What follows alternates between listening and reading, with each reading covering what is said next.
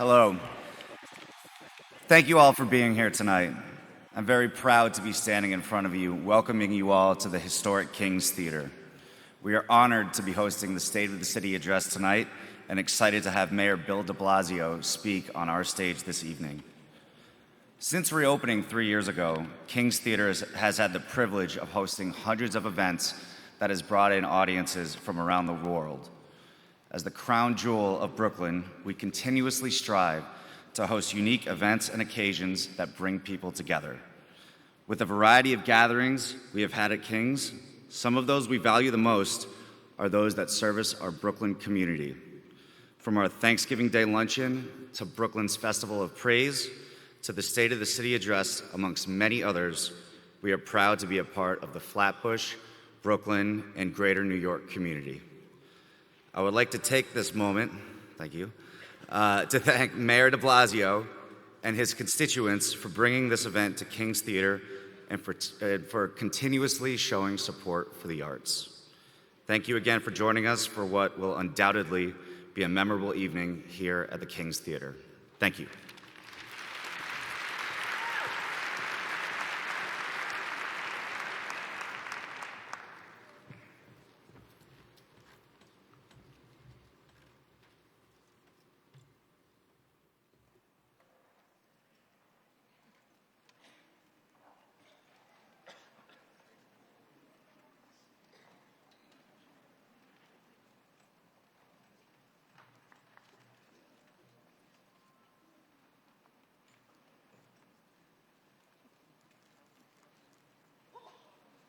Please welcome the Celia Cruz Bronx High School of Music Chorus, performing God Bless America.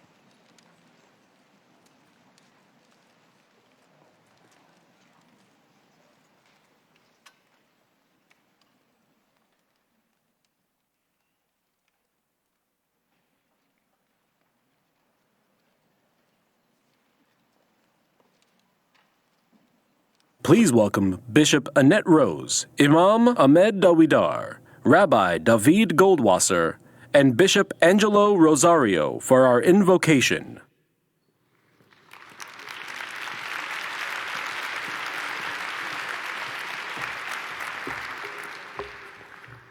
Good evening, ladies and gentlemen. I want you to join with me as we invite the presence of God here this evening.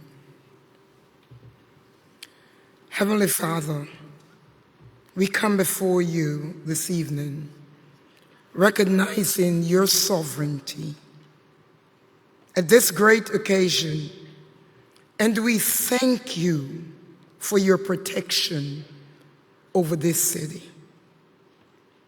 In spite of everything that we have been through as a nation, we are keenly aware that if it was not for your grace and mercy, we would have been destroyed. Indeed, you have been good to us. As we gather here with your designated person, Mayor Bill de Blasio, who is about to give his State of the City address, we ask, Heavenly Father, for your guidance. Dear Lord, that you would give him the wisdom to make the right decisions for the citizens of this city. Today we pray for the peace and the prosperity of New York, that it would be indeed like the tree planted by the rivers of water, bringing forth fruit in its season. Heavenly Father, bless this great metropolis, the mayor and his family, all New York State officials, in the ecumenical clergy. Cause us to work together as one for the good of your people. Give to us the spirit of the sons of Issachar, whom you bless with the ability to discern the times and to strategize accordingly. Let there be love and unity among us as we embrace and forge forward into the future together. May we be one nation under God, with liberty and justice for all. And Heavenly Father, may our doors always be open to all those who are in need. This we ask in the name of the Lord. And we all say, Amen.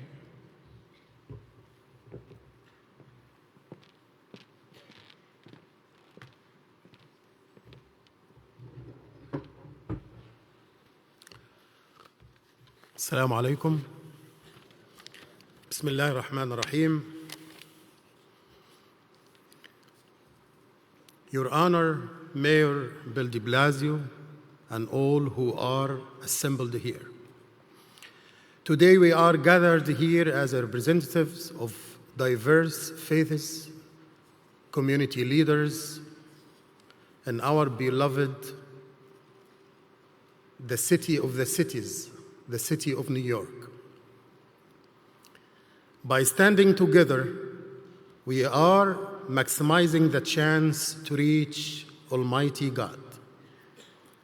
As an interfaith assembly, we may call him Khuda, Dios, God, Dieu, Jehovah, Yahweh, Elohim, or Allah.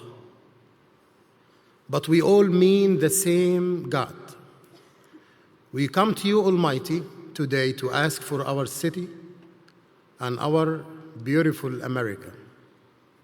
our country to prosper, to bless all our activities, to guide all our leaders to the right path, regardless of our individual faiths and political views, to unite our hearts and empty our hearts from any kind of emotional disturbance, and to enable us to shed our differences and build our beautiful country, our beautiful city, the city of diverse, the city of languages, the city of arts, the city of religions, the city of the cities, the city of the world, under the leadership of our beloved Mayor Bill de Blasio.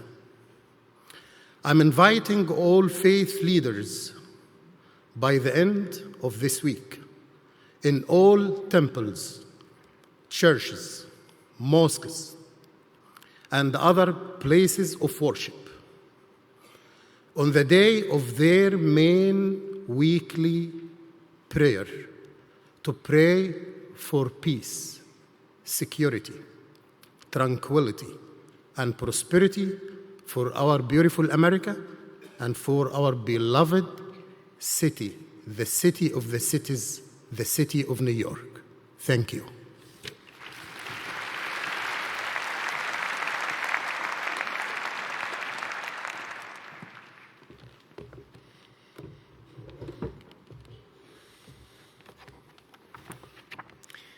We pray that you, Almighty, bless and protect Mayor Bill de Blasio, shield him from all evil, grant him the wisdom and understanding, in strength, in goodness, in good health, to lead us in righteousness and truth. May God bless the First Lady, Shirlane McCrae and family, the leaders of the City Council, the state representatives, the commissioners, all the elected officials, New York's finest, our police department and New York's bravest, our fire department, who put their lives every day in harm's way for our benefit.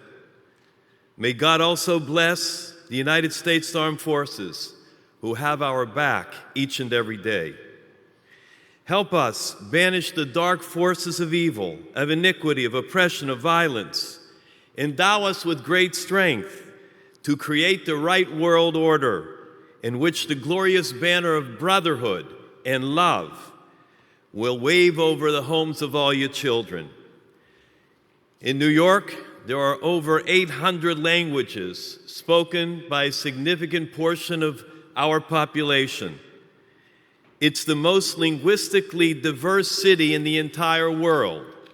It's a city in which the great religions, in which the great people from all faiths gather together in unity to celebrate the years of Mayor de Blasio. And in fact, Mayor de Blasio himself believes that all New Yorkers deserve a chance to succeed in the greatest city on earth. I was going on East 79th, driving one night late, and it was near 3rd Avenue. And I came to a stoplight. All of a sudden, there's a guy that came out. I think you call him a panhandler. I'm not sure whether it's legal or not legal. But he stopped in front and I slowed down. All of a sudden, he holds up a sign. And I take a look at it. The sign says, "What is the greatest nation in the world?" Then he turns the sign over. And it says, "Donation."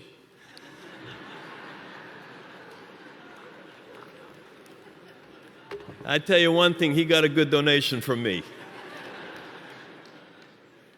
The truth is, what the mayor is calling on all of us to do is to stand up and to be counted, to help the poor, to stand for the oppressed, to speak out against injustice, to aid the vulnerable, the marginalized, to reach out to the immigrants, our brothers and sisters, and to love all of God's children, To quote the ancient prophet Malachi, "And for you who revere my name, a son of righteousness will rise with healing in its wings." May God bless everyone here. Honorable David Dinkins, may God bless you.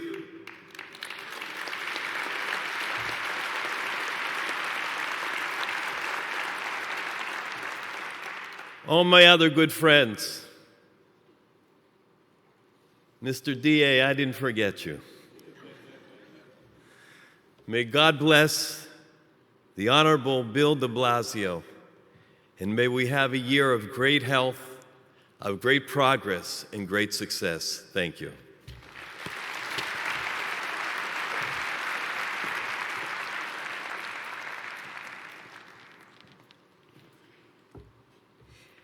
Ain't our Creator great? He made us so wonderfully made, with all colors, all shapes, all heights, and different weights. And we thank Him for all that He has done and what He continues to do, how He created us so that we could become one people, one race called the human race. A race that He loves so much that He gave His only begotten Son. Not for any religion or any denomination, but so that we could become family all over again. He sent the blessing of heaven down to earth. And He also gave us the government of heaven with all the holy teachings of the angels and cherubims and cherubims, so that we could be blessed. Para que la bendición fluya en una forma tan especial, que Dios no es una religión, sino es una forma de vivir. Que Él es nuestra esperanza y que escogió un alcalde como Bill de Blasio. Quien venga detrás de Él lo sabe Dios. Pero en este día nosotros estamos para respaldar al que Dios ha puesto. Pero a través de Él también tenemos un pueblo que Dios ha escogido con diferentes asambleístas, diferentes senadores, congresistas, diferentes consejeros, para que nosotros podamos hacer una nación. God has chosen the Senate, the Assembly, the mayor, has chosen also that we could make one great nation under God. A God that has no denomination, a God that doesn't have a religion, a God that has children and tells us to love one another. That's where the peace of God is so real. That we have the power to make a difference. Tenemos el poder para hacer la diferencia en nuestro país y levantar la bandera que hay un solo Dios en la tierra que ama al mundo entero y que nos quiere dar a nosotros bendiciones en unidad. That He wants to bless us and unite us as one people in the greatest nation that we have ever lived, in the melting pot of the world. Le digo que la paz de nuestro Señor Jesucristo sea con cada uno de nosotros. Shalom a cada uno de nosotros. Que la paz de Dios que sobrepasa todo entendimiento sea sobre nuestro país. I said it in bilingual because they told me to speak in Spanish, but I know that most of you can't speak Spanish. And my borough president, from the Bronx, he speaks 36 languages and nobody knows. He speaks Puerto Rican, he speaks Spanish, he speaks Mexican, he speaks Cuban. So I say with that, may the peace of our Lord be with each and every one of us, and let the presence of God unite us and make a greater city in His holy name. Peace and blessings to each and every one. God bless.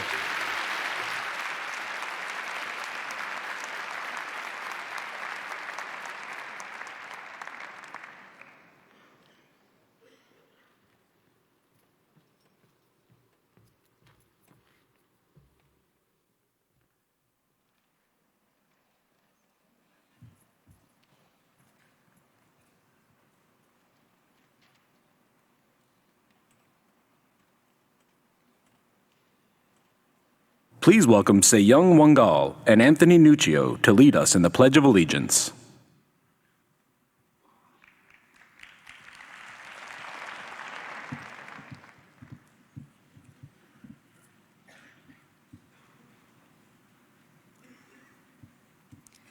I pledge allegiance to the flag of the United States of America and to the republic for which it stands, one nation, under God, indivisible, with liberty and justice for all.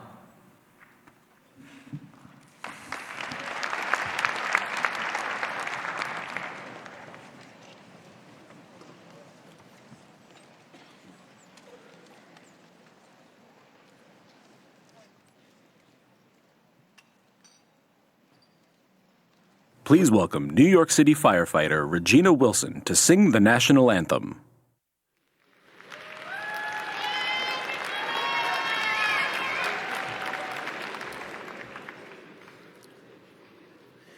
Oh, say, can you see by the dawn's early light what so proudly we hail at the twilight's last gleaming, whose broad stripes and bright stars through the perilous fight o'er the ramparts we watch were so gallantly streaming, and the rocket's red glare, the bombs bursting in air, gave proof through the night that our flag was still there. Oh, say, does that star-spangled banner yet wave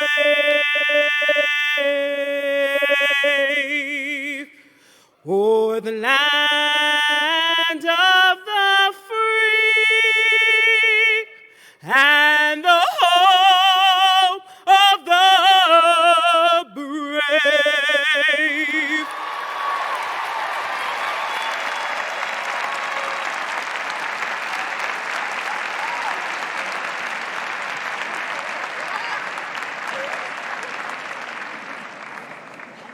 And now, please welcome Walter Logan to introduce the First Lady of New York City.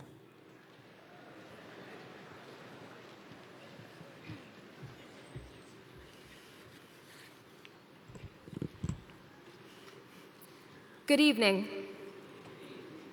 As a transgender activist of color, I find inspiration in the bravery of others like me who have answered the call to activism.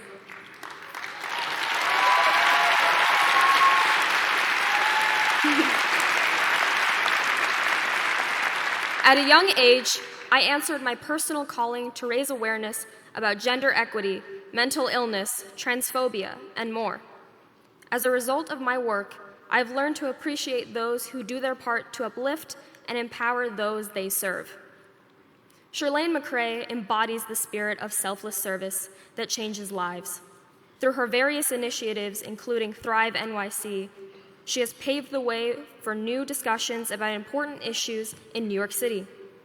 As we prepare to hear about our city's accomplishments over the last year, it's important that we also celebrate one of our city's most passionate leaders. She's an activist, a force for meaningful change, and our First Lady. Please welcome Shirlane McCray.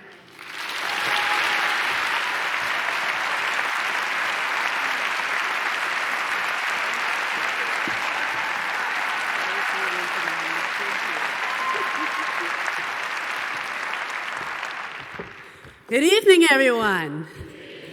Buenos noches a todos. Thank you so much, Walter. Your activism and the activism of other young people is powerful and essential for the survival of our democracy. Can everyone please show Walter some more appreciation?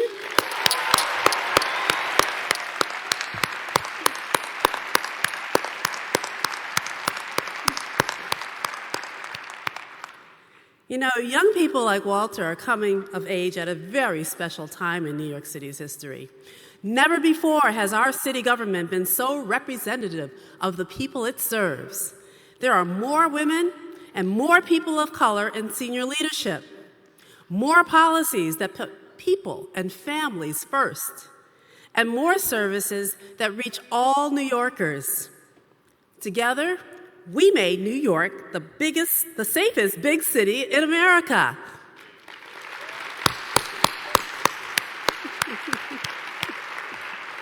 And we're well on our way to becoming the fairest big city, too. With Thrive NYC, the Unity Project, the Domestic Violence Task Force, our Women at Rikers effort, and through the Mayor's Fund, we are creating more jobs and support for young people, helping more immigrants along the road to citizenship, strengthening families, and reaching hundreds of thousands of people with the behavioral health services they need. And when our people are threatened by corporate greed, cruel federal policies, or unabashed hate, we are a city unafraid to take a stand.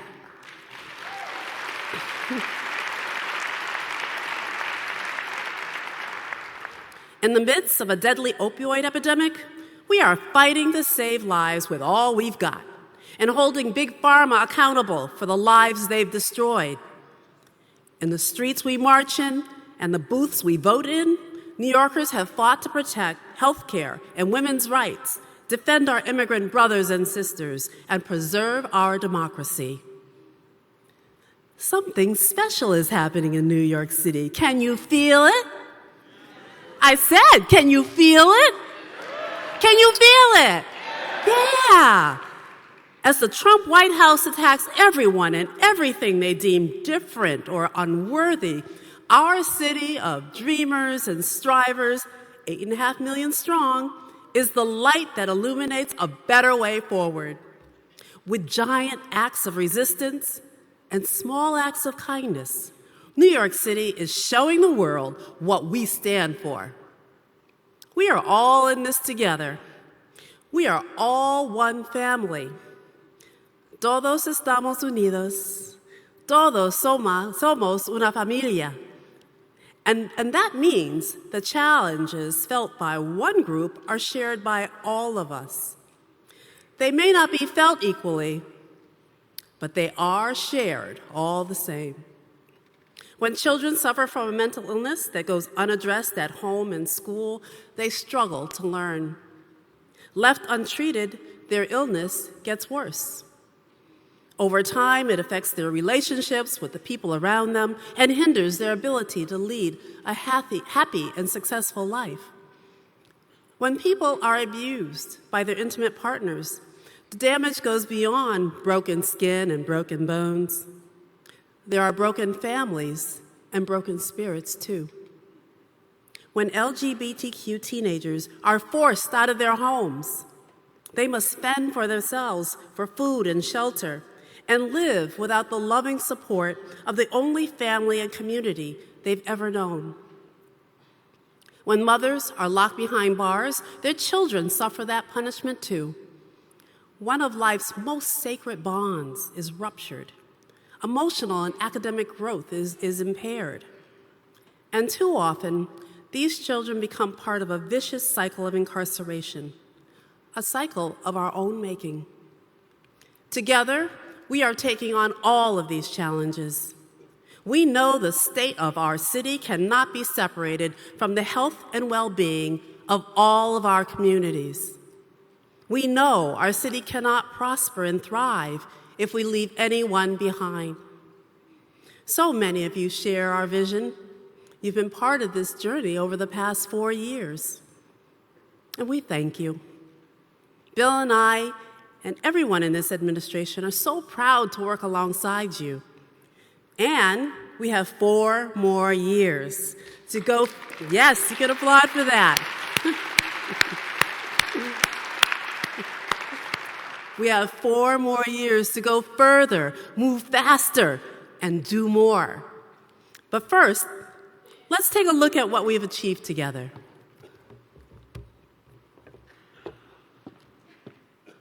We are the safest big city in America, and we look forward to holding that title for many years to come. But I have another hope for this city. I want us to be the fairest big city in America. And I know we can do it because we are called in a time of vast, overt disparities to do something different, to be something better.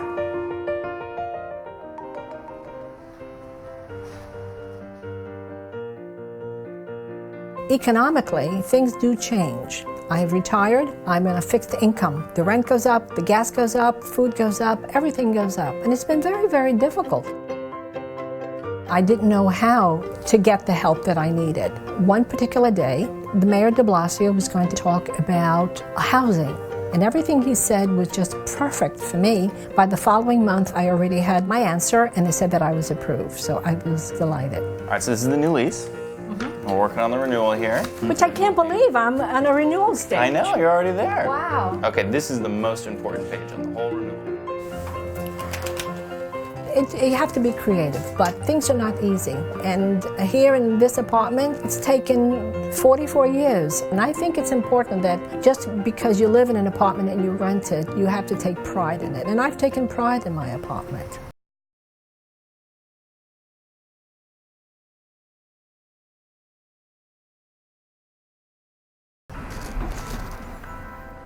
Let the community know that you're here for them. And I used to live in the community. It's great to know that you have an officer that you see on the corner every day and you could just say hello.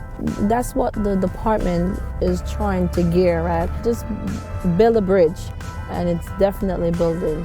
You have me up there, okay, no problem. Yes, all our store owners have our numbers, the job give us personal cell phones, so we make sure to give it out to the business.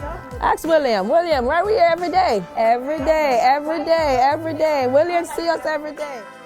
Now I'm not chasing the radio. I know that Mr. John live here, Mr. Thomas live over there, and it's way better that way. It's way better.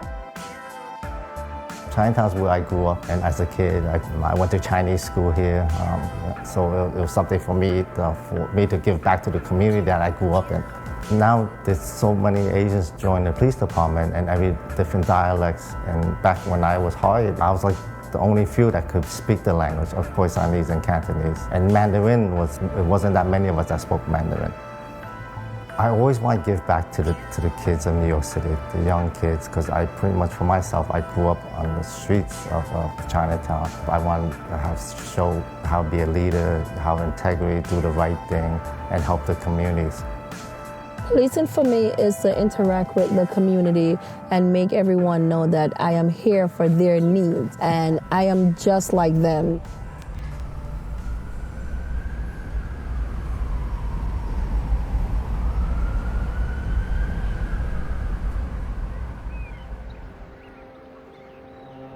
Christopher was in a car accident when he was 19 years old. It was not a bad car accident, but he went to the doctor and they started prescribing him the painkillers. It took about 5 to 7 days until he started needing them, not wanting them. There's not one community that's safe from the opiate epidemic right now. It's hitting everywhere, everybody. I've used naloxone 32 times, and these are 32 different people that could have died. We're giving people another chance to live, and if recovery is what they want, then they'll be able to do it. I opened Christopher's Reason because we have nothing for someone to come and just get away, get out of their thoughts. You're educated here. With myself and Thrive NYC and NYC Well, we have more options, and it's easy to call and have people that care. Once you get to talk to them and you see, where they're at, you can be able to meet them there. Whenever we answer the phone, that might be the first time that somebody's willing to have that type of conversation about mental health. And, we're the first people that get to tell them that it's okay to, go through these types of struggles. It's okay to seek out support and to seek out help. Working as a team with them is my honor, and thank you.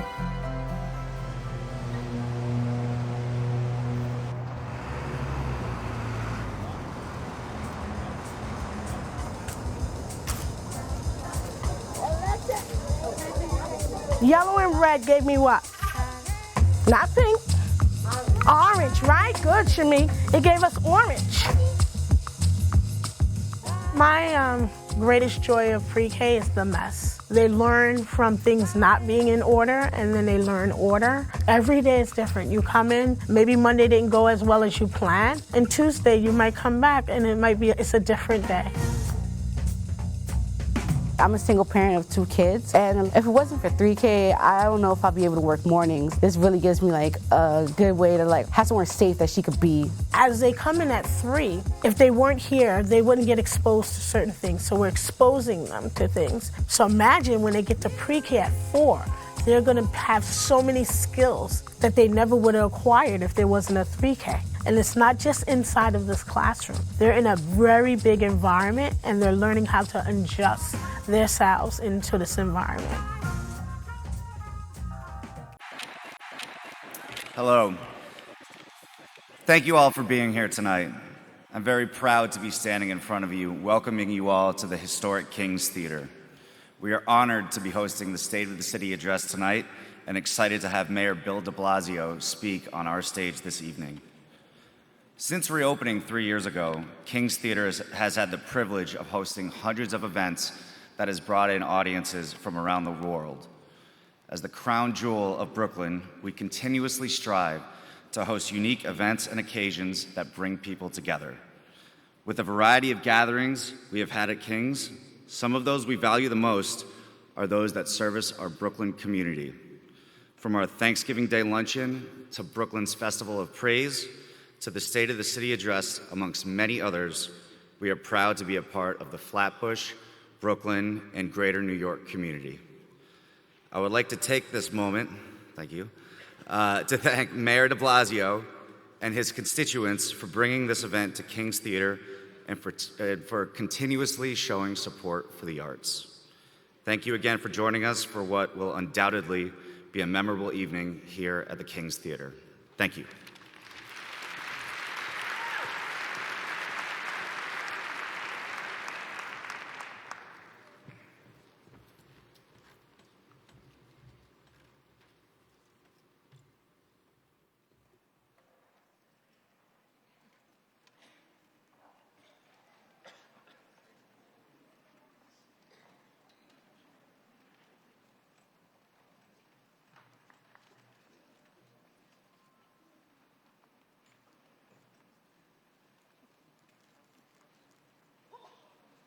Please welcome the Celia Cruz Bronx High School of Music Chorus, performing God Bless America.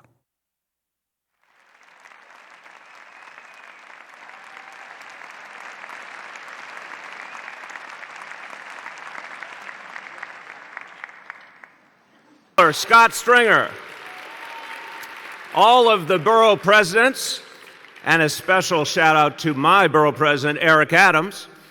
Brooklyn has to represent. The district attorneys, the members of Congress, the state legislators, and the members of the city council. Let's thank them all for what they do for this city.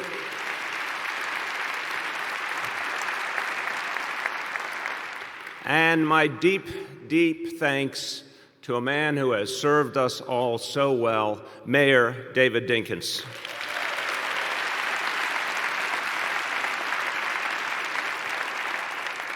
Now we have some other very important public servants with us tonight, but their names are not so well known. However, every day they make a huge difference in this city. And they work at dozens of city agencies, making life better for all of us. You'll find their names in your program this evening. And if you look in there when you get a chance, you will see some incredible stories. People have made a real difference. There are a few I want to highlight tonight that stand out to me. And the first, this is really something amazing to me, a good man named Joe Caggiano from Staten Island. Joe, where are you? Stand up, I know you're out there, Joe.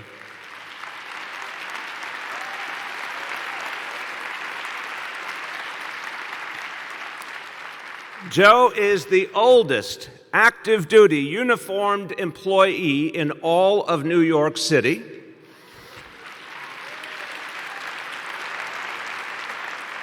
He has made sure that New York City's trash is picked up for the last 52 years.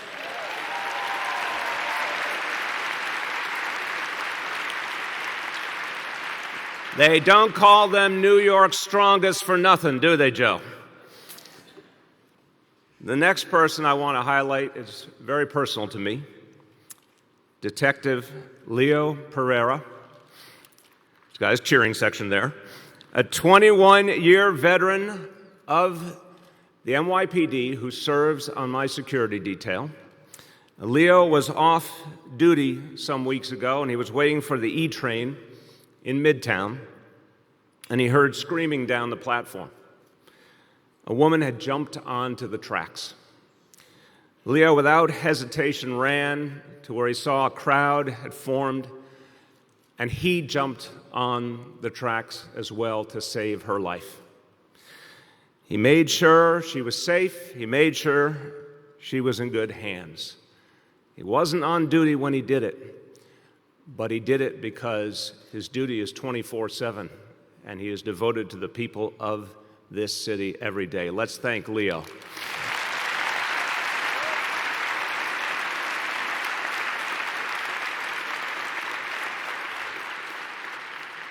Next, I want to honor one of New York's boldest who can't be with us tonight. Department of Correction Officer Jean Souffrant. He is, as we speak, recovering from a terrible attack that he suffered just days ago while working on Rikers Island. I spoke to him and his family on Sunday morning, and this is the measure of our public servants. Even with everything that he was going through, his concern and the concern of his family was for his fellow officers. I made it clear to him and to his family that we will hold those responsible for this heinous attack fully accountable. And we will take the actions necessary to protect our brave correction officers who do so much for us.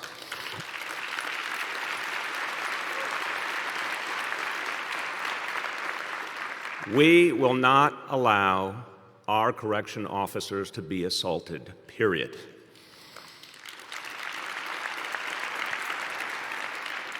Now, here's something else I want to tell you about Jean. Jean is a proud immigrant from Haiti.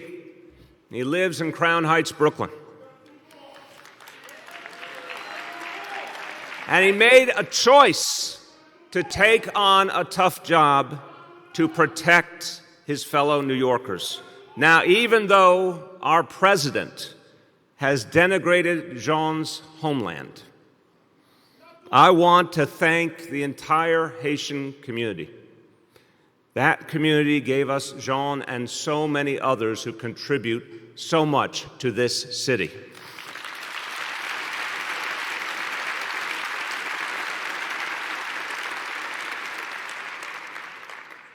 Now, I want to tell you another story. I want to take you back to the afternoon of Halloween last year.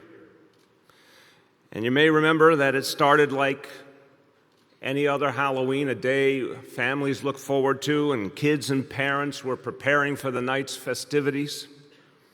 And in the middle of all that, something shocking and something terrible happened. A person filled with evil and hatred tried to strike at the heart of this city. Driving down a bike lane on the West Side Highway, he took 8 lives and left a dozen more injured. Let's remember something important. That attack came out of nowhere. It could have been much worse if it weren't for police officer Ryan Nash.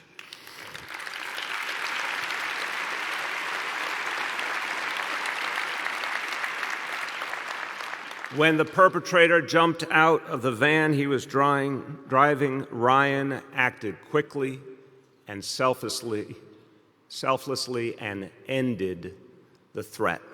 Ryan, we all want to thank you.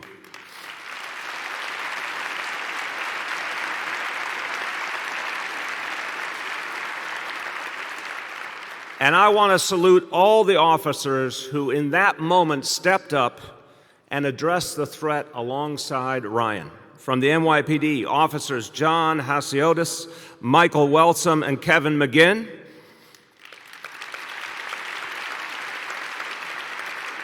From the FDNY, EMTs Anthony Fracciola and Jin Yang. And from the Parks Department, Enforcement Patrol Captain Luz Carrion. They all showed us what our city is made of when they ran toward the danger. And then that night, 2 million New Yorkers made a statement. They came out to the annual Halloween parade in Greenwich Village. They were not deterred, they were not scared, and they sent this powerful message to the entire world. In New York City, we will not be intimidated and we will not change.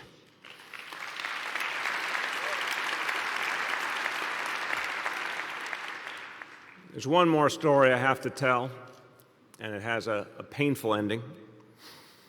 One night last December, a deadly fire broke out in the Bronx. And the call came in at 6:51 p.m. The first engine arrived on the scene 3 minutes later. There were freezing temperatures, there were gusting winds that made fighting a difficult fire that much harder. That didn't stop the brave New Yorkers of Engine 88 and Ladder 38. They were the first on the scene, and other FDNY units came and joined them to save lives. And they all had some help that night from someone who epitomizes what it means to take care of your neighbors. Army Private Emmanuel Mensah, who emigrated from Ghana 5 years ago. He was home on leave in that apartment building when the fire broke out.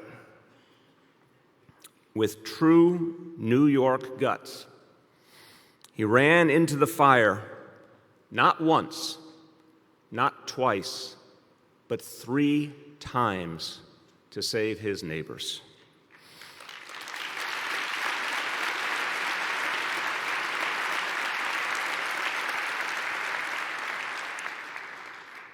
Tragically, he did not emerge the last time. His family is here with us tonight, including his father, his sister, and 3 of his cousins. And I want us to let them know that we are all their family now.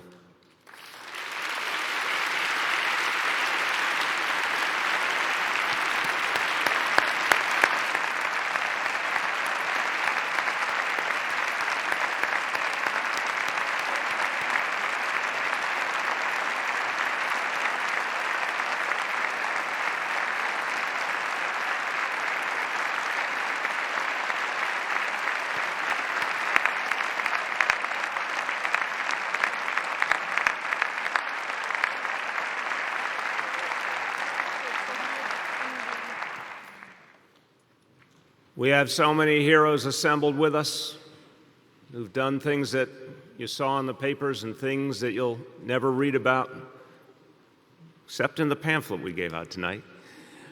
Let's applaud all the people who make New York City great every single day.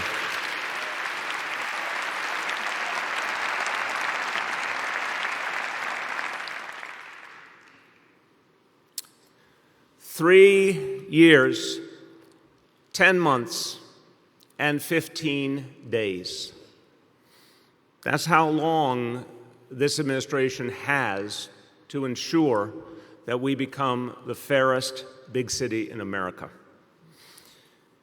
And we will take on that mission, and we will do it with speed, and we'll do it with urgency. And we do this to ensure a better life for all 8.5 million of us. We do this to preserve the social fabric of the most diverse place on earth.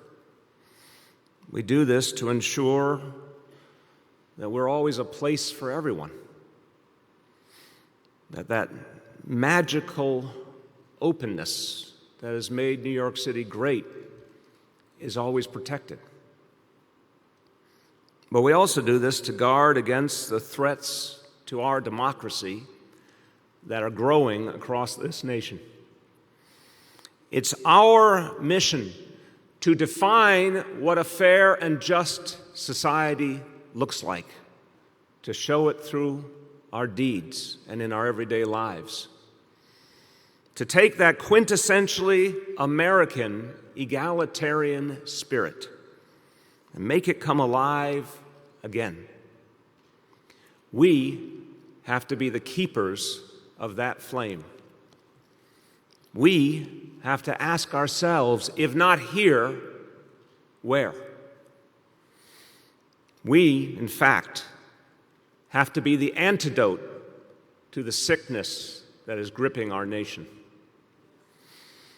This evening, I will paint you a picture of where New York City is going and what we need to achieve together. I hope to make clear what being the fairest big city in America means. And I will propose a series of measures that I believe are needed to protect and reinforce our battered democracy. And here's why those pieces go together. Because we can't create a more just society if we don't confront the decline of democracy that we're experiencing in this city, in this state, all over this nation. And equally, we can't afford to become a pseudo-democracy because of unsustainable and growing inequality.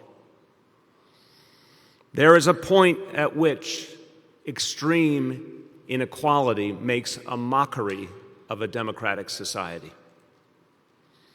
That point, sadly, is not too far away.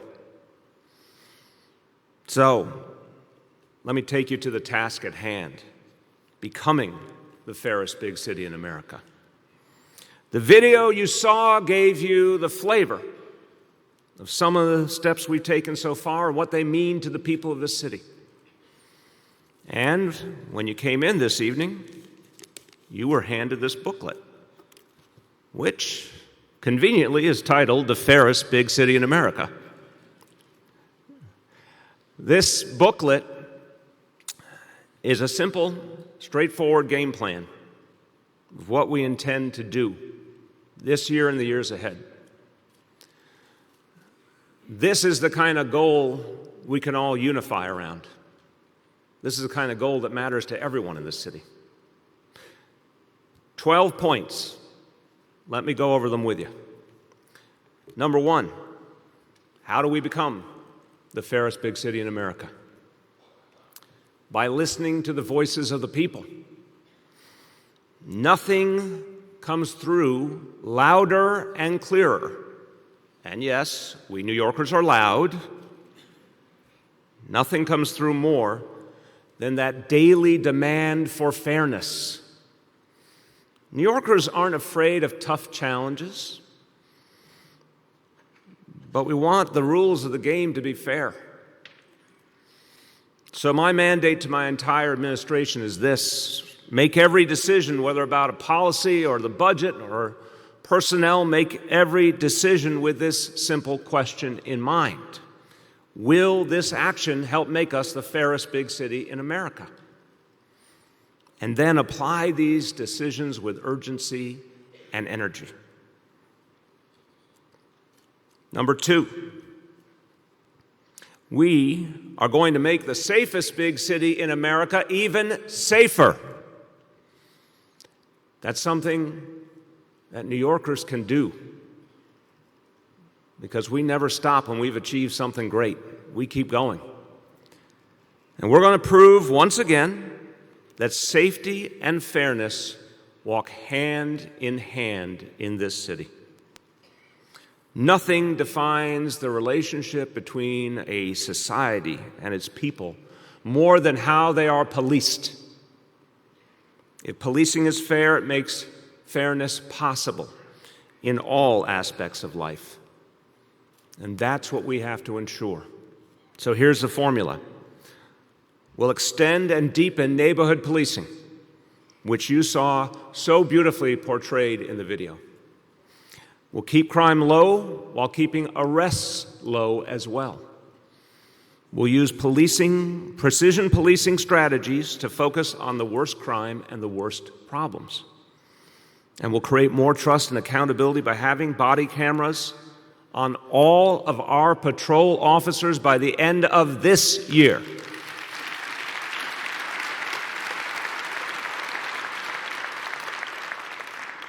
The beauty of this approach is it keeps getting better year by year. The more we heal the wounds of the past, the deeper the bonds become between police and community, and the further we go. Number 3, now is time to do something great. Now it's time for 3K for all.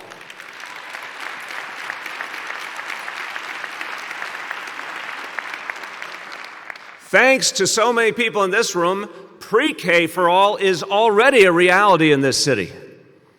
And it's been a huge success. And let's applaud the parents and the educators and everyone who helped make pre-K happen.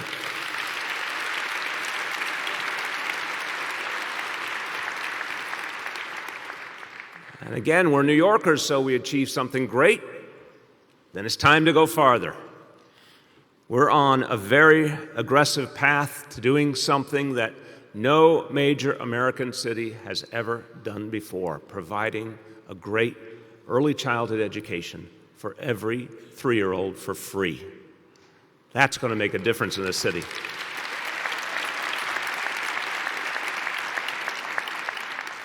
Let me explain why this is so essential to a fair and just society. And I'll frame it with a blunt and basic fact. We are dealing with inequities in education that go back to the historical sins and contradictions of our nation. We face an achievement gap today that is rooted in the enslavement of Americans and the pervasive discrimination against people of color over centuries.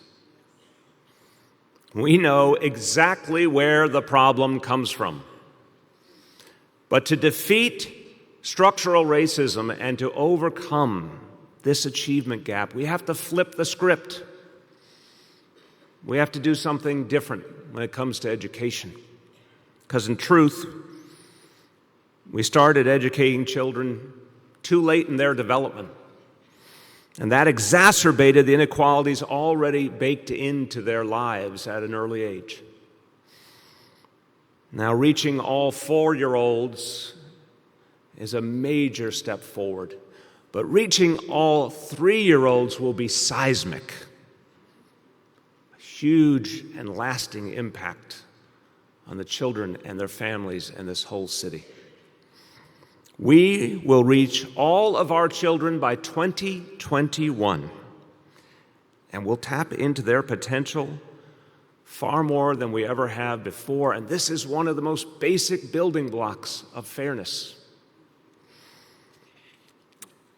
And when I say fairness, I want you to know that is the animating spirit for our equity and excellence vision for our schools.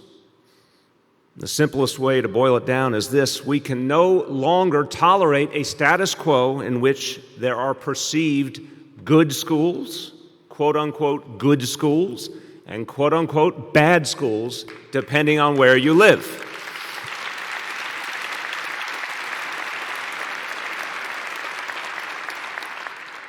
No city in the 21st century can call itself fair. No city can call itself truly great, so long as that horrible bifurcated reality exists. So we're taking this challenge head on. Early childhood education is the beginning, but there's so much more to do, and we have to move fast. In the coming weeks, I will speak to the people of this city about our next big equity and excellence goal: increasing the number of children reading on grade level by third grade.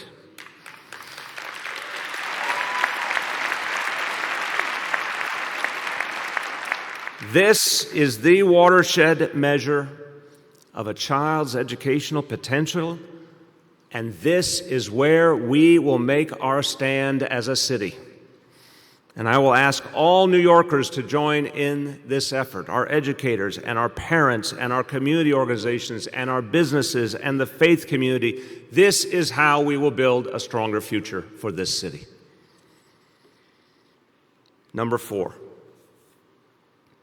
And this is one I know everyone can relate to. In the last few months, the biggest affordable housing plan in the history of New York City got even bigger. When it comes to fighting income inequality and creating fairness in our everyday lives, nothing is more important than affordable housing. It's not just that this is the number one expense for every family, and that the cost of housing defines whether you can live a decent life or not in this city. It's also about a basic question of fairness. Will the people who built this city, the people who were here in good times and bad, will they get to stay in the city they love? Well, here's how I see it. Every time a family is saved from an illegal eviction, every time a family gets their apartment preserved at an affordable rent, every time a family moves into one of our new affordable buildings, it's another step towards becoming the fairest big city in America. And we will reach more New Yorkers in the next 4 years than ever before in our history, so they can be New Yorkers for a long time to come.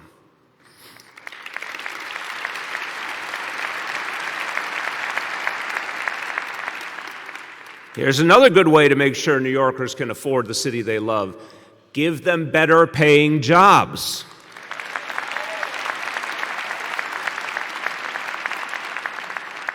Now, let me be clear. I've worked with so many of you in this room.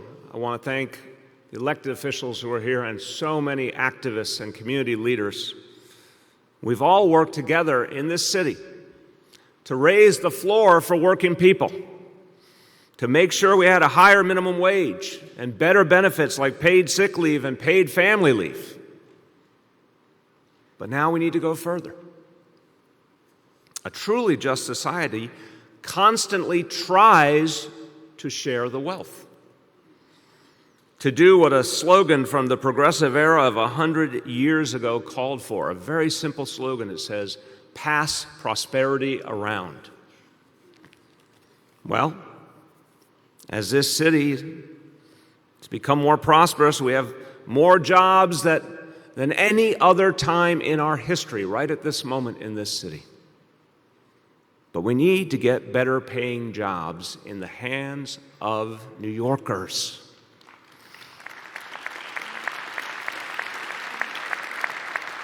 The goal we have set is to add 100,000 jobs that pay $50,000 or more and to target them to the residents of all 5 boroughs.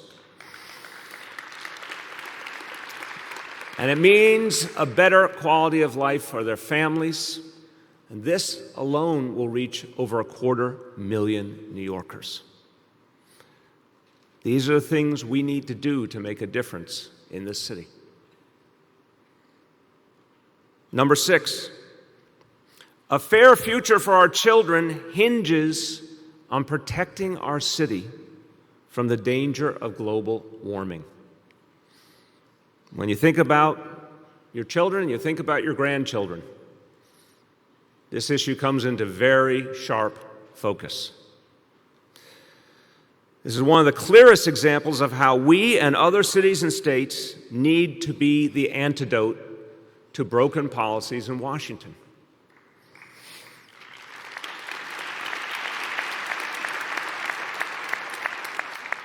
When President Trump renounced the Paris Agreement, New York City was in the vanguard of a movement that now totals over 300 American cities.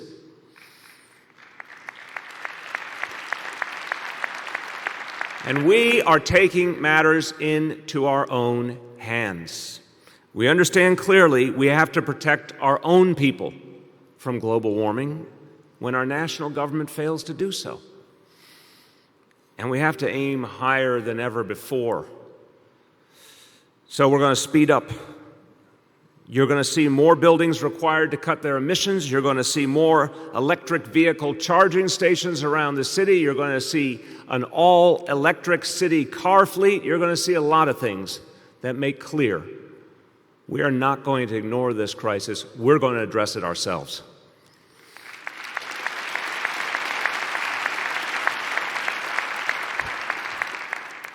And while we take positive steps to protect our Earth, we're also going after the big corporations that caused this mess to begin with.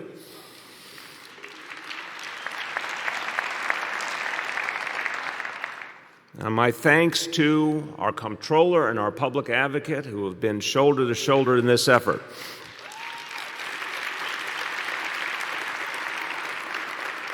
New York City will divest $5 billion in pension fund investments from fossil fuel companies.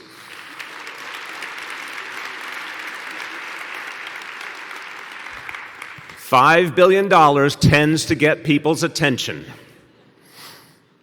And we are suing 5 of the biggest petroleum companies to win back money we need to protect our people from the impact of climate change.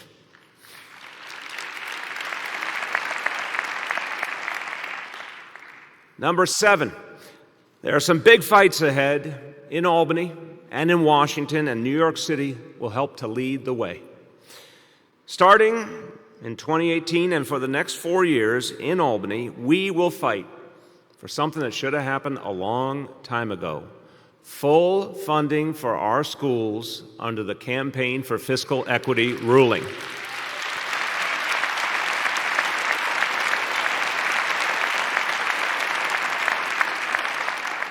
My friends, we are not letting up on this mission. We will make common cause with cities and with rural areas around our state that have been waiting for justice just as long as we have. And we'll go to Albany to address something that I guarantee you is on the minds of every New Yorker, the crisis in our subways.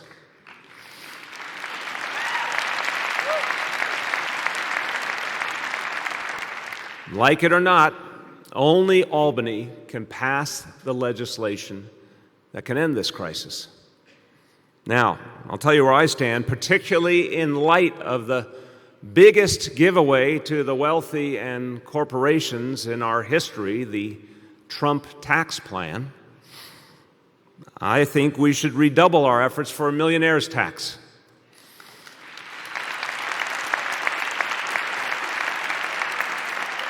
And a millionaire's tax would allow us to fix our subway and to fund the fair fare proposal, half-price Metro cards for low-income New Yorkers.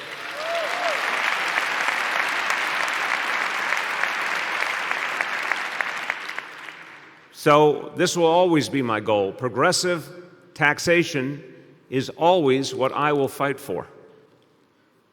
But I also want to be clear to everyone else working on this issue. I will sit down with leaders in Albany anytime, anywhere, to find a solution to the subway crisis. I have only one condition. The money raised in New York City stays in New York City.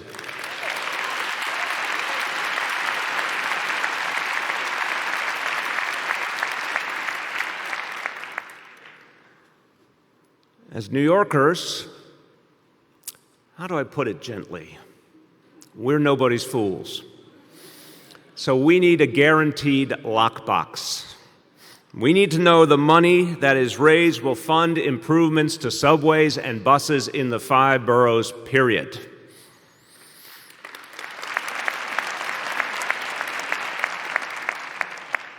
Now let's turn our gaze to Washington. Not always easy to do. In Washington, we are fighting right now for fairness for 30,000 New Yorkers and 700,000 Americans who are crucial to our future, and they are our dreamers.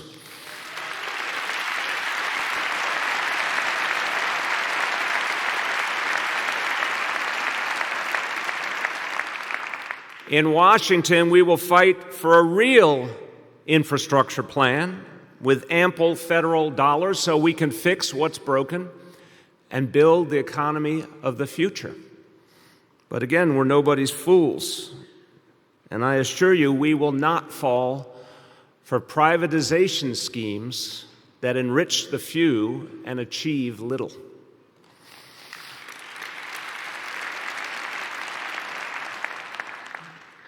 And one thing we should look forward to doing, one day pretty soon, after an election, or maybe 2 elections, we will fight to rescind the Trump giveaways to the wealthy and the big corporations.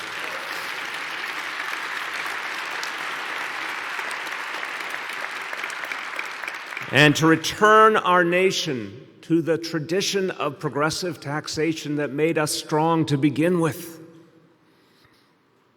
It's as simple as this. We will not rest until the 1% pay their fair share in taxes.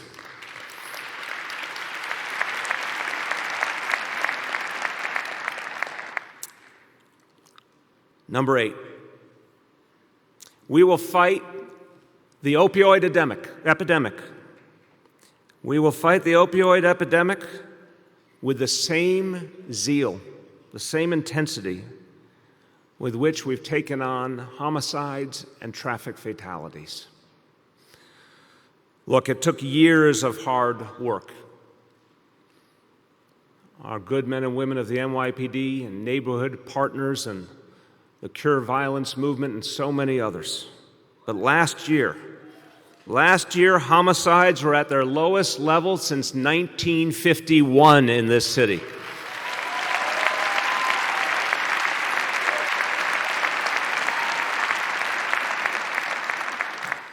And it's taken a lot of creativity and some very tough choices.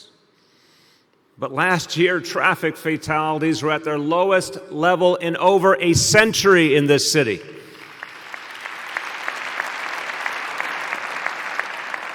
So, my friends, what this makes clear to us is it can be done. We're New Yorkers, we can do amazing things.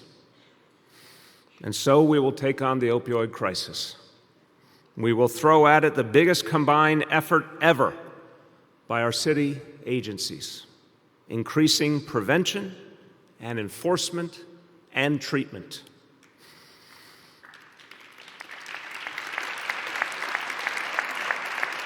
And we'll work at the grassroots to reach families in the throes of this crisis and to get them the help they need. These New Yorkers will know they are not alone. We will help them through this extraordinary challenge. We can and we will take on this epidemic. And one of the ways we will do it is we will hold responsible those who created it, the big pharmaceutical companies that profited from people's pain.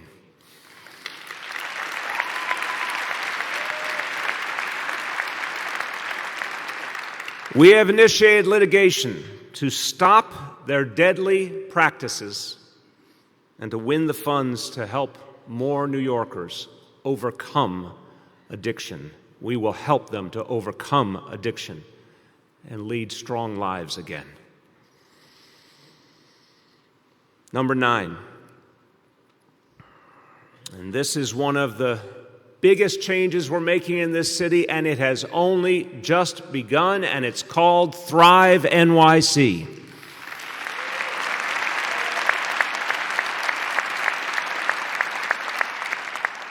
Thrive NYC is a particular favorite in our household.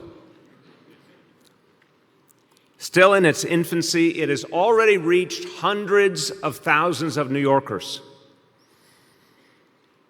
Now, if you know Shirlane McCray, you would know that she does not shy from a challenge.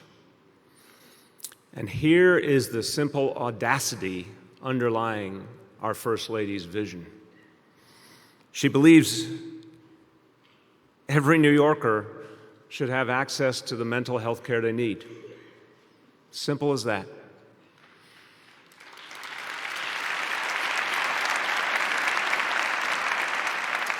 And she knows that getting people this care will help us address a whole host of societal challenges. It will help us address homelessness. It will help us reduce incarceration. It will help us take on domestic violence. This is fundamental to creating a better city. It's fundamental to fighting inequality. Here's what we know. New York City now has the most comprehensive approach to mental health of any city in America. And as we deepen our efforts, this will be one of the true building blocks to overcoming decades of disparity and creating fairness. Nothing exemplifies fairness more than universal access to health care.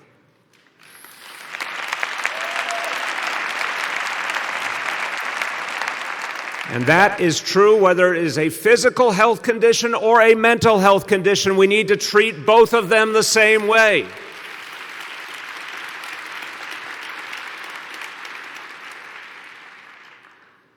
We will be. Because of our First Lady, we will be a city where mental health care is accessible to all, every one of us.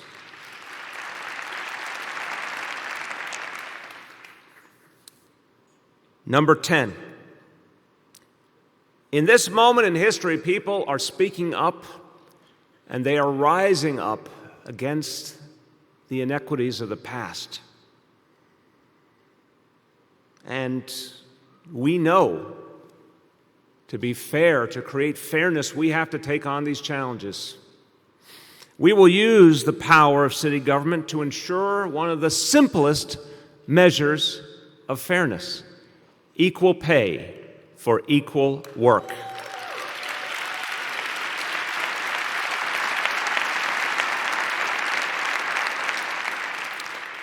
Through our Commission on Gender Equity, we will systematically root out the vestiges of the past that have held so many New Yorkers back.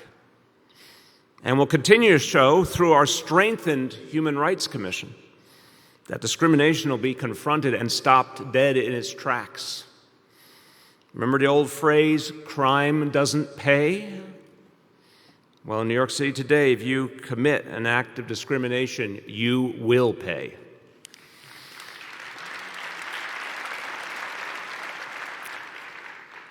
Number 11. As we get safer in New York City, we will also get fairer.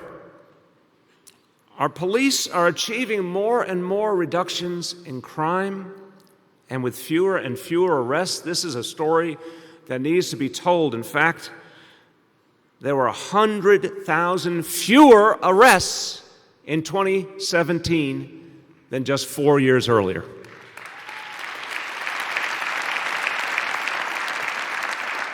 By the way, crime went down. Fewer arrests and crime went down. And the power of this is also one of the ways we reduce our jail population. As I said when we announced the plan to close the 85-year-old complex on Rikers Island, the era of mass incarceration did not begin in New York City, but it will end in New York City.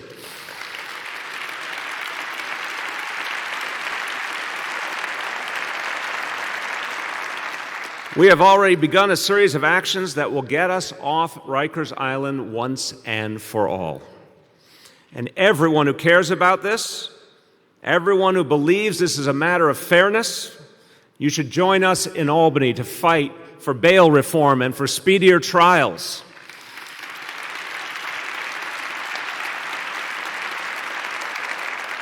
These are the single most important factors in radically reducing our jail population, and we need to get them done this year.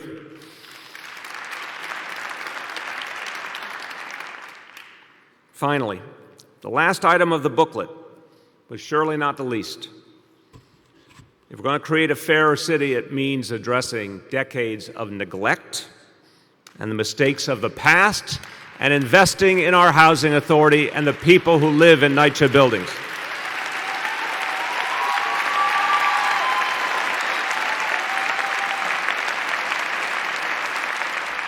Since this administration began, we have invested $2.1 billion in capital dollars and $1.6 billion in expense dollars in NYCHA. Nothing like that happened in the previous history of this city.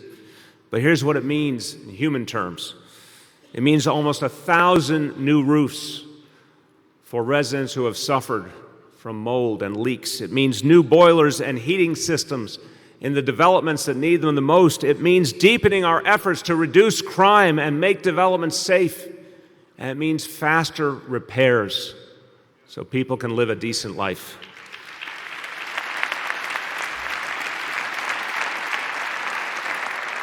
And let me make it very plain. Our public housing residents are a priority for me.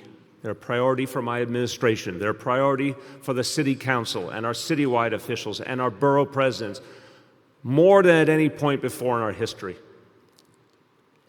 This entire city government is focused on the needs of 400,000 New Yorkers who have not gotten a fair shake for a long time.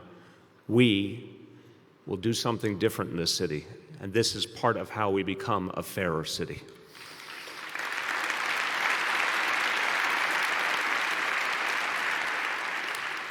We're going to continue to make big changes through our Next Generation NYCHA plan.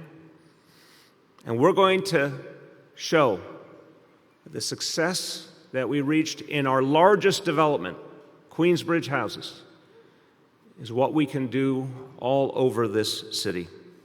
We're going to show that real change can come, that safety can be achieved, that roofs can be fixed, that internet access can be provided, and opportunity opened up. It happened at Queensbridge Houses, and we're going to systematically make sure it happens all over this city for the residents of public housing.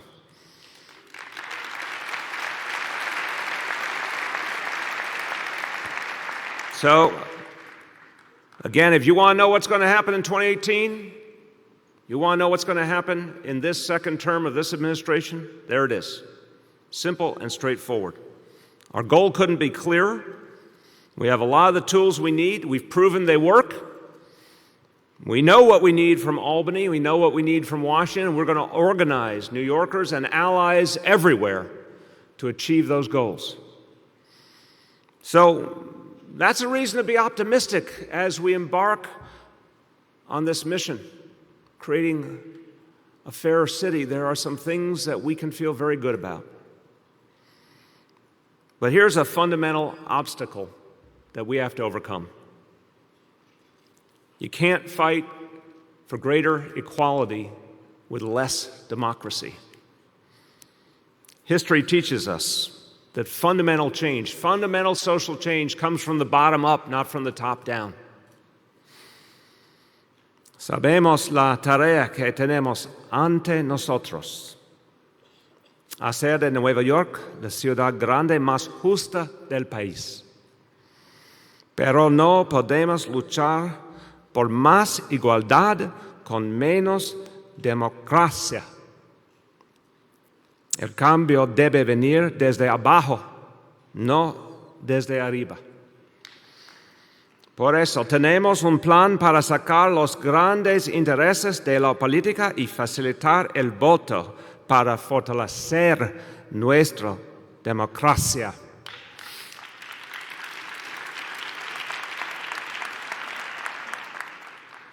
As New Yorkers, we have often led America's battles for fairness and equality, and we've been accustomed to winning, no matter how long it took. But that, my friends, was before the Citizens United decision by the Supreme Court, something we had never seen in the history of our nation. That was before big money flooded and dominated our political process. That was before voter participation plummeted amidst very cynical and systematic efforts to discourage people from getting involved. That was before we had a president who denigrates our people and the very institutions basic to our democracy. That was before that same president aligned himself with Russia, which has conducted the most serious external attack on our electoral process in our nation's 240-year history. So if we're going to fight for fairness and if we're going to fight for equality, we better fight to save our democracy. We are so far from what the norm should be of an active and inclusive democracy.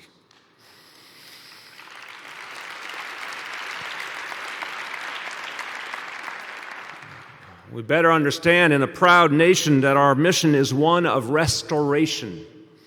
We must re-democratize a society that is losing its way. Now, there is some good news. There's a very bright silver lining in the middle of this crisis, and it's the extraordinary grassroots energy which is starting to manifest all over this nation, and certainly in this city and state as well. I think of it as the DIY approach to protecting what we hold dear. People are taking matters into their own hands. They're creating new approaches. They're throwing their own hats into the ring. The moment is ripe for change, and we need to meet the moment. But we're going to have to break free of something that's broken. We're going to have to shake the foundation of a broken status quo right here in our state and in our city. We cannot be the fairest big city in America if we have some of the most unfair and most exclusionary election laws of any state in the country.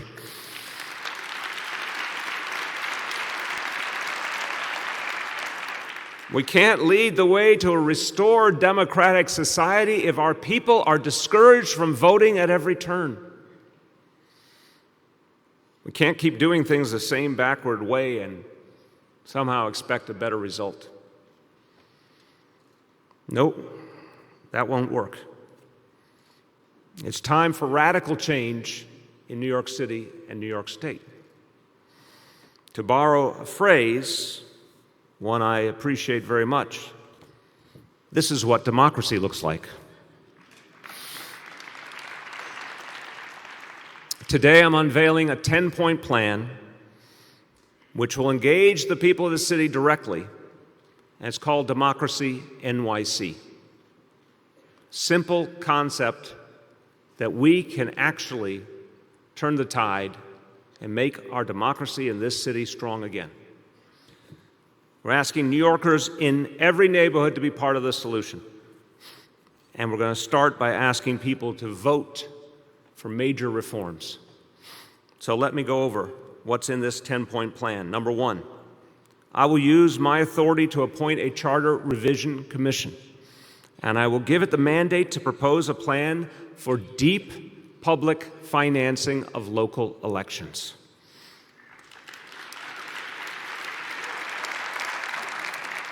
Nothing restores the faith of the people more than getting big money out of politics. So we need to build on the decades of campaign finance reform, which has been a great success in this city. But we need to build on it by going even further for the times we're living in now. Our goal is for elections to be funded primarily by public dollars, thereby greatly reducing the power of big money.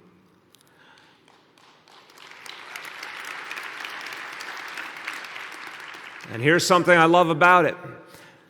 More New Yorkers will be encouraged to run for office, and candidates will spend their time talking to everyday people, not their big donors.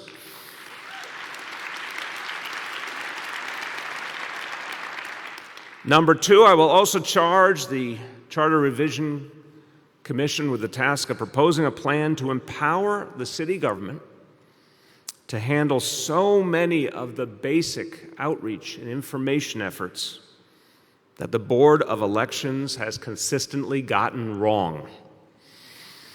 In the greatest city in the world, voters too often find out at the last moment that their poll site has changed. In the most diverse place on earth, good luck getting reliable translation services when you go to vote. In the digital age, the best our Board of Elections does is send you a postcard to remind you there's an election. The board has no coherent vision for how to make voting an easy and positive experience.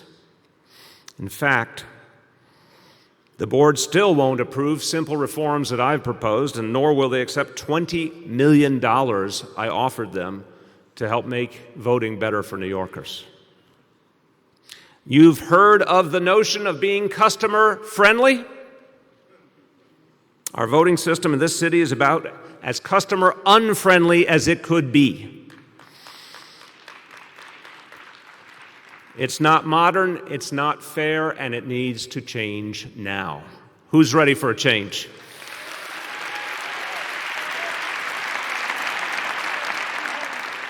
Well, you won't have to wait long, because under my plan, the people will get to vote this November. Number three, we know that the integrity of our elections is under attack from adversaries outside the United States. And I bet a lot of you felt that chilling sensation I felt just this week when we learned that Russia had successfully penetrated and compromised the voter registration rolls in several states. My friends, that's not a headline from an action movie in the 1980s. It's happening right here in our country right now. In 2016 and 2017, the City of New York provided the Board of Elections with around-the-clock threat monitoring and proactive checks on system integrity. We know the people who are trying to steal our elections won't stop. They'll be coming back, but we'll be there to make sure they don't succeed. My administration will share our cybersecurity expertise with the Board of Elections, and we will invest the money it will take to ensure that when a New Yorker walks into the voting booth, they can be sure that their vote will be counted.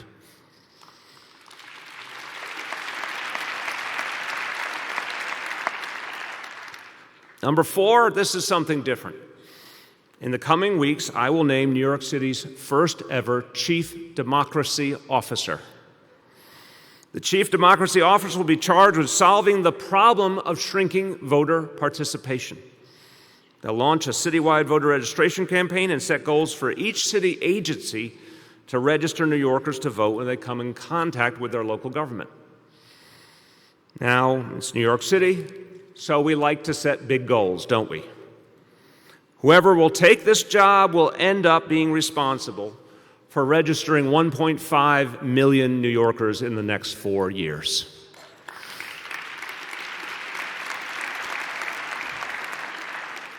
Which leads me to number five, and if you have suddenly started to feel bad for the Chief Democracy Officer, and you picture the individual literally personally signing up 1.5 million people, no, we're going to provide some help.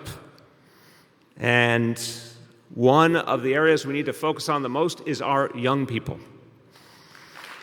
Some of them are in our audience today.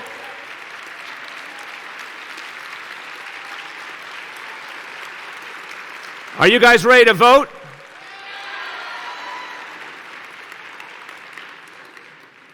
We will be reaching every 17-year-old in our public schools who's eligible to vote in the next election. That's about 50,000 young New Yorkers every year.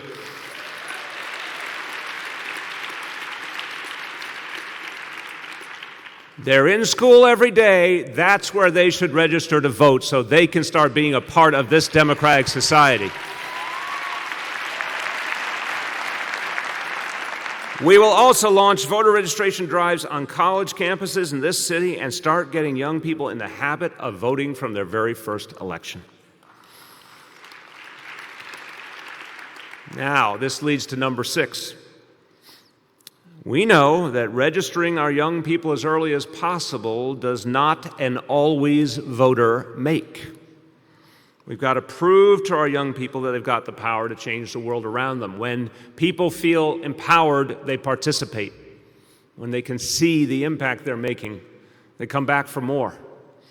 So starting next school year, public school students will learn how to stay civically engaged and to fight for the future they believe in with our Civics for All initiative.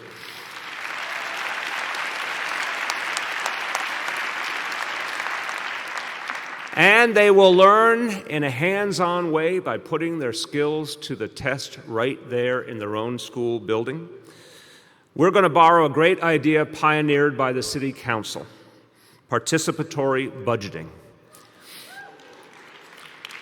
We're going to give every high school in this city $2,000 for the students to make the decisions on how to use.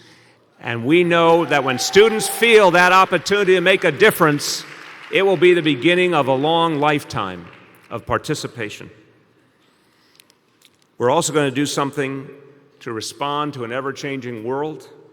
We're going to encourage our students to understand the events that are shaping today's world and the role that every citizen plays with rapid response lesson plans. We're not going to teach them about things that happened only decades ago. We're going to teach them about today's news and what people can do about it.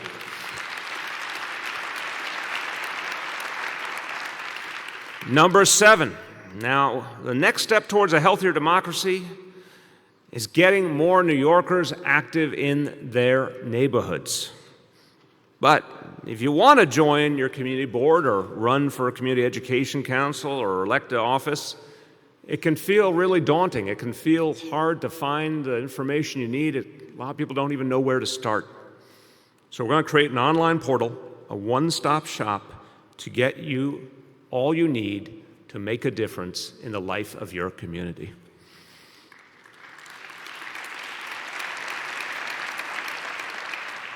Number 8, most of the Democracy NYC plan can and will be done at the city level. But there are some critical reforms we need from Albany, and this is everybody's business and everyone's concern.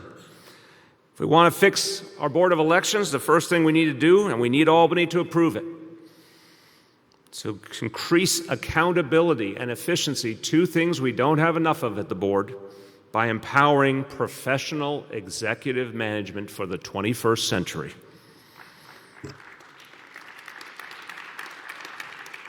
The next is so fundamental to engaging people in their democracy. It happens all over the country, in red states and blue states and small states and big states, but it doesn't happen here. We need early voting in New York.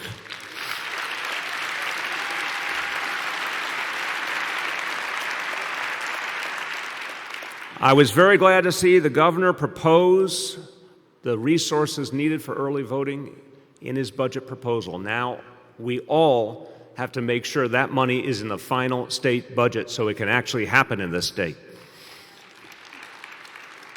We need Albany to make it easier to vote absentee.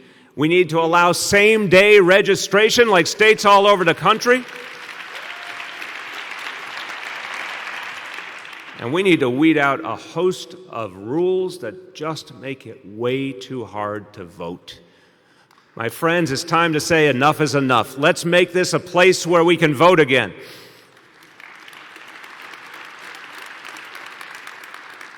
Number 9, to strengthen our democracy, we've got to create more accountability for those in power. It's one of the things that gives people heart and encouragement when they see that accountability.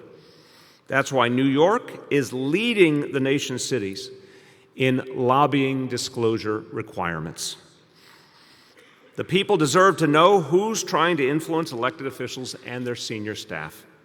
This new and improved disclosure website, which went live yesterday, allows New Yorkers to search for which city officials are meeting with which lobbyists.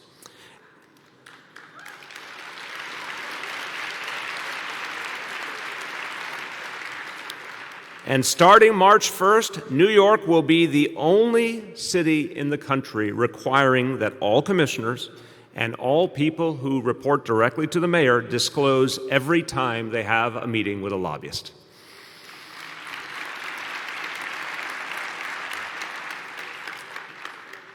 Number 10, the last item in the plan, starts with a surprising sentence.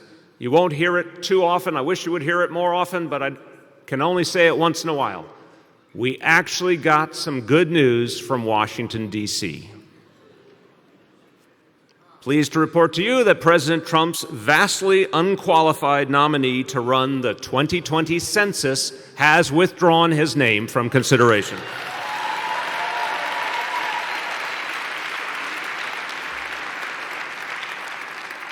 But the fight to make sure that every New Yorker gets counted has only just begun. Given the Trump administration's views of our rich diversity, we must work twice as hard to get a fair shake. Tonight I'm announcing Get Counted, the largest census outreach campaign in our city's history. And we're going to work with our partners at every level of government, with community leaders, private sector, faith organizations, anyone and everyone who wants to make sure that New York City is seen for all it is and that our people are counted in the eyes of our nation. Getting counted can make all the difference. Determines how many congressional seats we get, determines how much federal money is sent to us. A lot of that money comes from New York City and doesn't come back. So we'd really like to make sure that we get more than we have in the past. When you think about the census, think about it this way. It is entirely about getting our fair share. And everyone has to be a part of making sure we are all counted.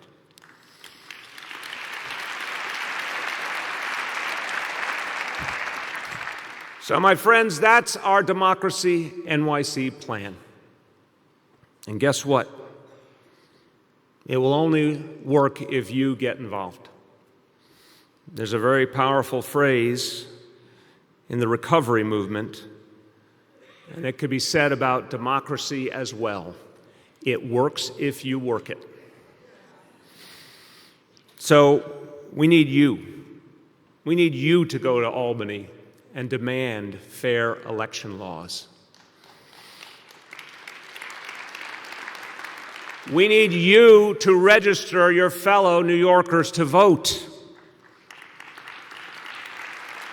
And we need you to vote this November.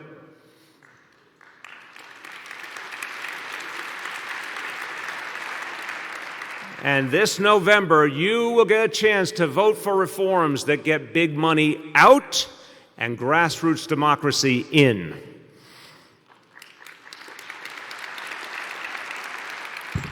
So why not get started now? Here's a postcard. Yes, it's low tech, but it works for a crowd like this. So here's a postcard. Everyone's here because you care about the city. Please fill this out. It will help to make sure that we can get you involved in so many ways that will strengthen the democracy of our city and the involvement of our people. So I'll conclude tonight with a final thought about the moment we're living in. It's brief, but it's something I feel deeply.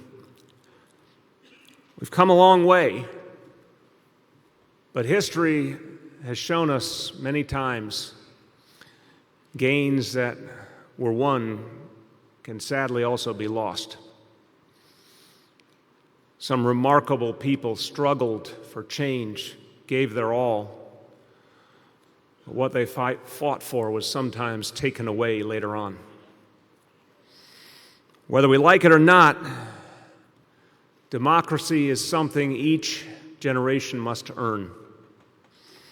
In my entire lifetime, I have never felt our democracy as imperiled as I do today. I've never seen such rampant inequality as I see today.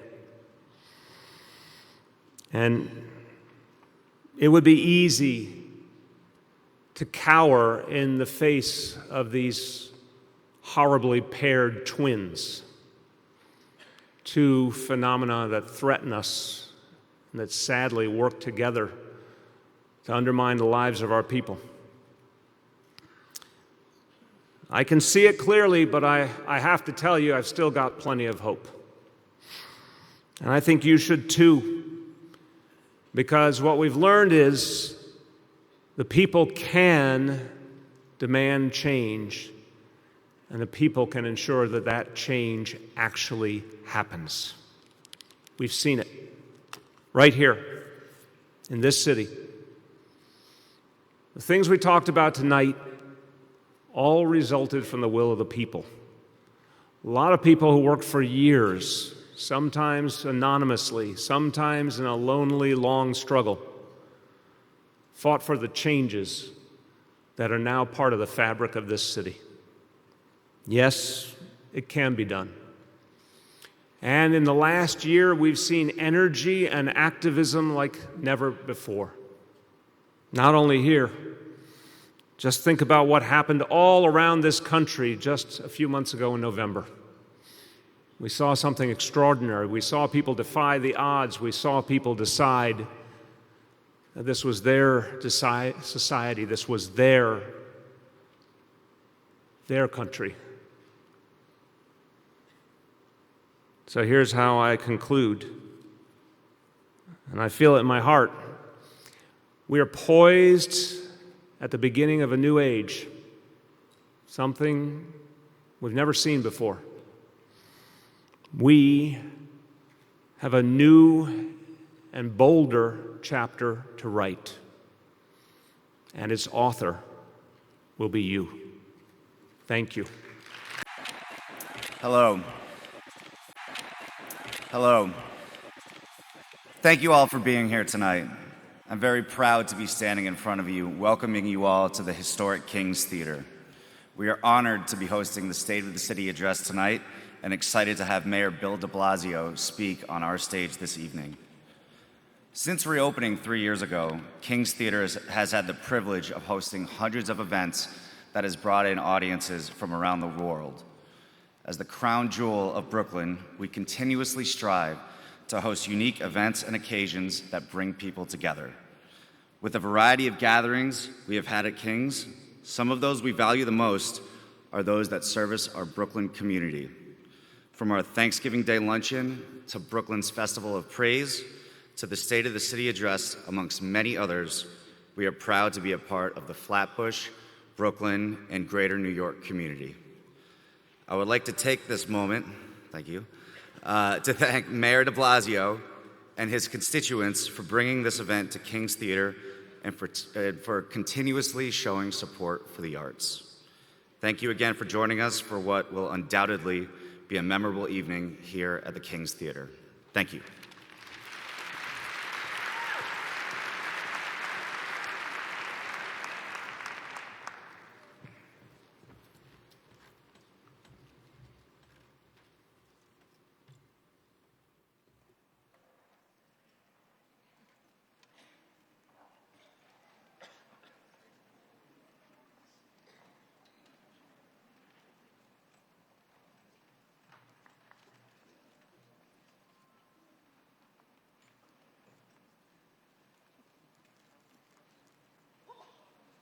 Please welcome the Celia Cruz Bronx High School of Music Chorus, performing God Bless America.